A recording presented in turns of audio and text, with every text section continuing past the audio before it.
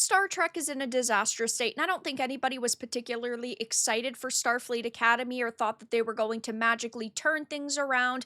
But boy, oh boy, did they do the worst job possible, and it is going so poorly for them that the free YouTube premiere completely failed. The scores are tanking, and basically everybody is saying they hate it.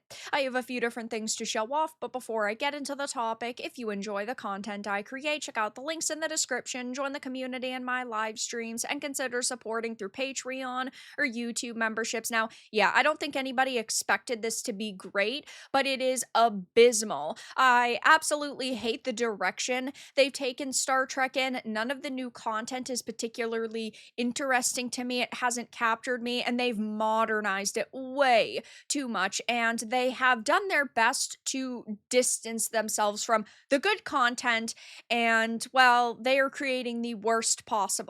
So we are finding out that, yeah, I mean, this has absolutely failed so far. Paramount's latest attempt to revive Star Trek momentum may have stumbled right out of the gate as Starfleet Academy looked to make a splash with a free YouTube premiere that turned into a major flop. Now, funny enough, we last saw this happen with the Halo show that came out. It did abysmal, and then they started putting episodes onto YouTube for free to try to get people interested in it, and clearly that didn't work. The premiere episode of Star Trek Starfleet Academy was released for free on YouTube, a move typically reserved for project studios are confident will hook viewers and drive subscriptions. Instead, the strategy appears to have backfired in spectacular fashion, with engagement numbers so weak that they raise immediate questions about audience demand. I mean, they have put $6 to $10 million into each episode, and it premiered on YouTube for free and got 1,300 live viewers, not 13,000, 1,300. That is absolutely insane. And really, it's no surprise to see why. If you watch this for even 5 minutes, you can tell that they have tried to turn Star Trek into Star Wars. That has been the case for a very long time now, but they have made some major changes. And of course, you have them completely disregarding past lore. I mean, the 32nd century was completely fabricated for Discovery. I have talked quite a few times on the channel about my hatred for Discovery. I think that it is absolutely terrible. But this show, Starfleet Academy, tries and fails to not only reinvent Star Trek, but at the same time exploit nostalgia, and it also pushes an ideology on you. I mean, in the first episode, the captain of the USS Athena, or the Chancellor, gives a speech that equates to a lecture on immigration of how children were separated from its parents. And the jokes within this are not only unfunny, but it's got some of the worst dialogue in the franchise's history. Star Trek is at its funniest when it takes a less is more approach to comedy, which I've always really appreciated. But in this case, it's basically holding the youngins' hands, showing them that they've got a bright future ahead of them, trying to get them to see their full potential, throwing in this like cringy millennial humor, and at the same time, everything just feels so low quality and low budget. It is insane to see this happen. But one of the things that really ticks me off about this is how much they disregard existing lore and how they ignore episodes that previously existed, because Star Trek had an episode called Let That Be Your Last Battlefield. In that episode, the Enterprise encounters two survivors of a war-torn planet, each half black and half white, just opposite sides, and they genocide each other. It's a war that had gone on for like 50,000 years, I think. But the point of that episode was to highlight prejudice, and it's got such a deep meaning. And the way that they present this discussion to you is very good. It's very deep. It's supposed to get you thinking. But at the end, they kill each other. They go extinct. They don't exist anymore. But guess what? They throw a female into the mix and completely ignore that episode and the meaning. And it just shows how little these people actually care about the fans and the material that existed. Now, I'm sure there are a few people out there who are saying this is actually really good and more people need to give it a chance because they don't know what Star Trek was and they haven't experienced Star Trek before they tried to turn it into Star Wars. But judging by the fact that basically nobody was watching the live premiere goes to show how they are unable to capture this new and modern audience. Not only did it get bad viewership, but it was ratioed almost immediately. And the scores online for this, I mean, they're abysmal. Taking a look at Metacritic, the critics are saying that it's pretty good. Don't trust the critics.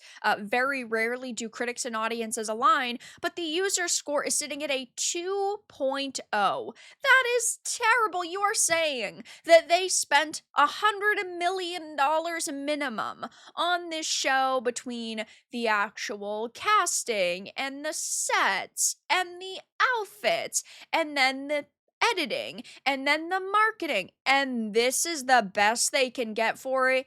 Yeah, they are absolutely cooked. Even for Alex Kurtzman, this is a new low. There's now absolutely nothing left of Star Trek. The language and values have been thrown overboard and sci-fi has been replaced by fantasy. Scenes and dialogues that were probably meant to be funny are just embarrassing. Oh my god, yeah, with the digital dean and he's talking to the cadets and he tells them to go to the mess hall because sometimes Hanger is the greatest enemy of all. Boy, oh boy, did they not even try to make this entertaining and appealing and high quality.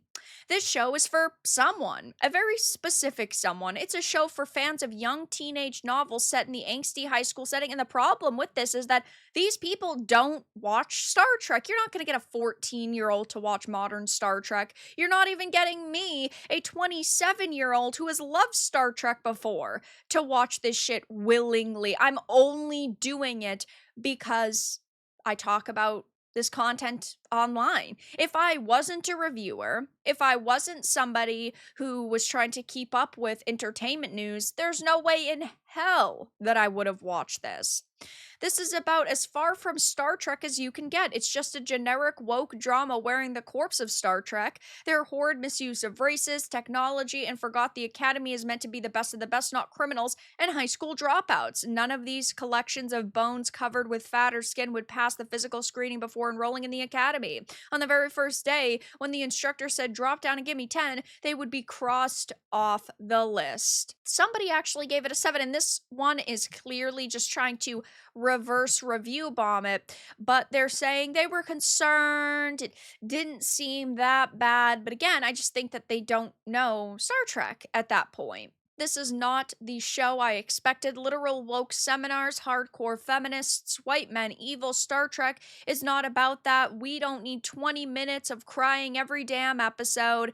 It's bad. I literally have no clue what I just watched. This is unbelievably terrible slop with bad everything. I used to find Star Trek enjoyable, but after watching one episode, I've seen enough. Total garbage. And heading back to the original article, it is hilarious to see this happen.